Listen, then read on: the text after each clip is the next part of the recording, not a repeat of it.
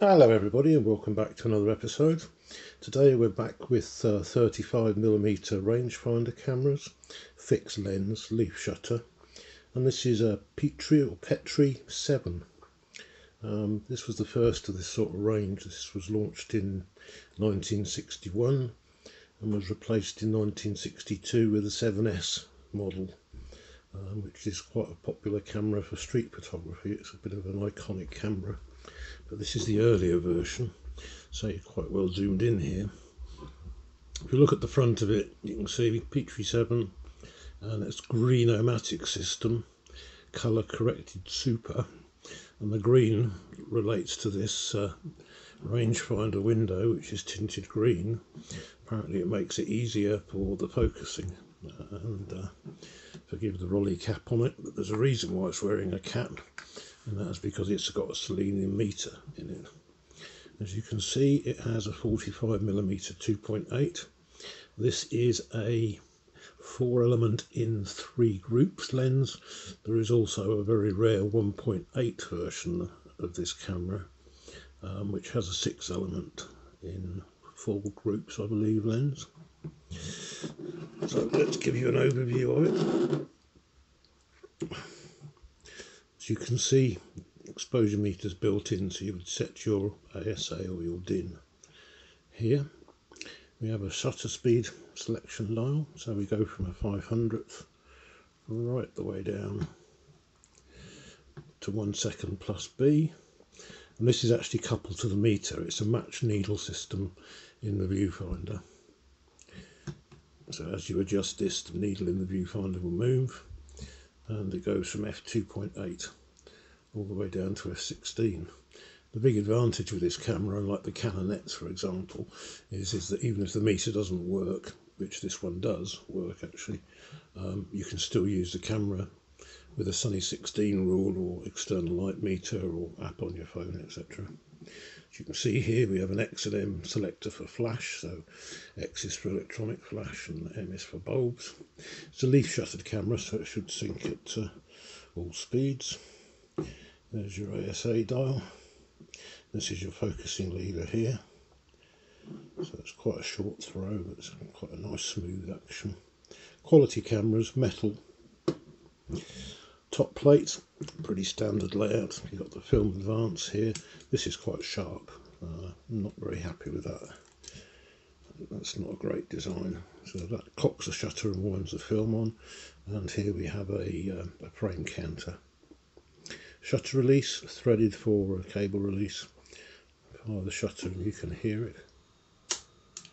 Fairly quiet, fairly discreet. Cold shoe. Rewind crank, the usual 35mm. Rewind crank on the top. Does pull up, but that doesn't open the back. The back actually opens on this side. You can see there's a lever at the top, lug strap for carrying straps. Same on this side, this one's actually still got its ring on it. On the bottom of the camera we have the push in to rewind button, as usual, pretty standard. Tripod mount, actually in the middle of the lens, very nice. See, made in Japan, quality sort of item. There's the viewfinder window. As you look through it, you can see the green tint, and then you can see the rangefinder patch in the middle. This one could do with a bit of a metal polish and a bit of a clean up. To open the back, you just lift that up,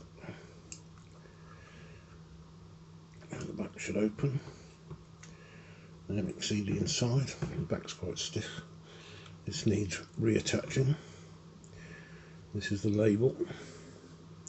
The company behind these cameras, if this will focus on it. Oops, it's upside down. There we go.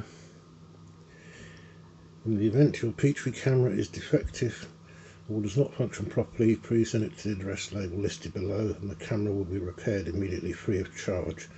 This service applies even though the original guarantee card has been misplaced or lost.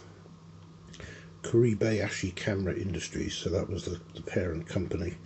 Petri was just a brand name. Started in 1907, so quite a long history. Unfortunately went bankrupt in 1977. The company was bought out by a sort of union organisation of unions, and they still exist today as Petri telescopes. They manufacture telescopes in Japan. So that's sort of the brief history of the company, but they're quite interesting. 70 years, 1907 to 1977. Obviously couldn't compete with the electronics that was becoming widespread in cameras at that time. Have a look in the back, you can see it's a leaf shutter. You can see that in there. So we've got a take-up spool on this side. It's not multi-slotted, but you can see where the film grabs on there. Sprocket drive, film gate plane there, and this is where the film cassette will go. See, it's all metal. There's no real plastic in there. I think this is plastic. And there's the pressure plate on the back. And I think the seals in this one could probably do with replacing. If we just zoom you out a bit, and then we'll put some film in there. So we have here a 35mm roll of Fuji C200 cheap colour film. So that pops in that way. That just pops in there. This comes across the gate like so. And then we want to advance this until we find the sprocket part where it's going to join on. No, that isn't winding. There it is there, look. So pull a bit more film out. Stick that in there.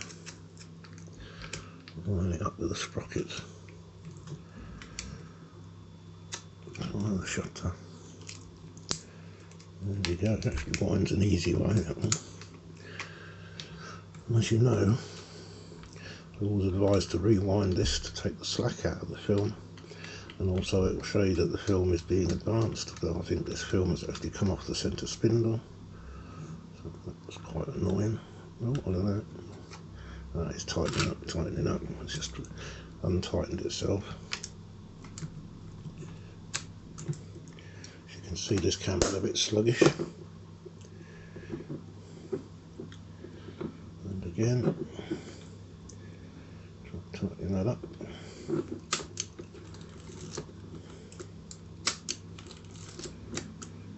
Wind on 3 times.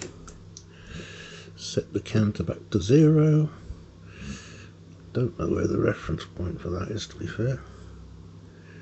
Don't know, but I never really worry about the frame counter. So there you go, folks. That is the Petri 7. Another of these rangefinder cameras. This one, like I say, if the meter doesn't work, you can still set your aperture and your shutter speed on this one, so it's quite useful. It's a camera that you can always use. The meter in this one does work. There's a little thing for changing the ASA down there. So you change. The actual shutter is made by Petri as well, and it does feature a self timer. There's a self timer. So you can see the self timer in operation. Very quiet.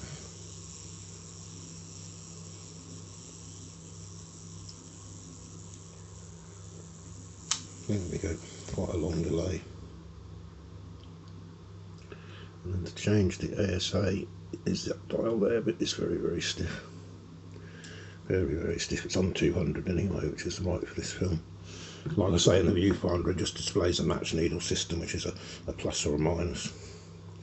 And you can adjust the shutter speeds and the apertures until you get the needle in the middle. Very simple, quite heavy, quite chunky, very robust. Like I say, it's metal, but beautifully made. As you can see, this is from 1961, so it's a very old camera, still working, still functioning. I think on some of the later ones I'm going to investigate. I think there's a thing called a blue system, where I think they tried a blue screen in here, so that would be interesting to try as well. But yeah, certainly it's a lot easier to focus with it, with that tinted green. So there's the camera for today, folks. Hope you found it interesting. Please, if you like this sort of content, and I've got quite a lot of it up now, consider subscribing to the channel.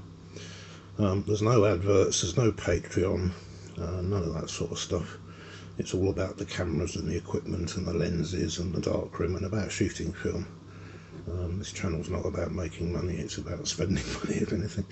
And yeah, please consider subscribing, hitting the like button and all the usual YouTube stuff, and I look forward to seeing you in the next one.